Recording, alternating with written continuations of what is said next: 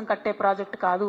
మా ప్రాంతమైనటువంటి తుపాకులగూడెం నుంచి నదుల అనుసంధానం జరిగితే తెలంగాణ ప్రాంత ప్రజలు కూడా బాగుంటారు, ఆంధ్ర ప్రాంత ప్రజలకు కూడా వచ్చేటటువంటి హక్కుపుక్తమైనటువంటి నీళ్ళన్నీ కూడా వస్తాయి. కాబట్టి ఈ విషయంలో ఆంధ్ర ప్రాంత మేధావులు ప్రజలు కూడా ఆలోచించాలని చెప్పి పునరాలోచించాలని చెప్పి చంద్రబాబు నాయుడు గారిని కూడా నేను రిక్వెస్ట్ చేస్తూ తక్షణమే బనకచెర్ల ప్రాజెక్ట్ ఆపాలే.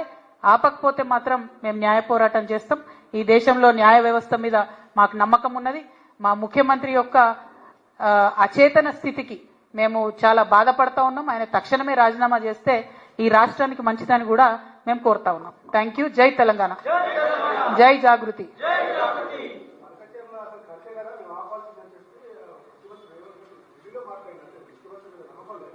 100% లేదు. ఒకటే మీటింగ్కి పోయినటువంటి ఆంధ్ర మంత్రి గారు బయటకు వచ్చేమో మేము బనకచెర్ల కడుతున్నాం, బనకచెర్ల మీద డిస్కషన్ అయిందని చెప్పిండు.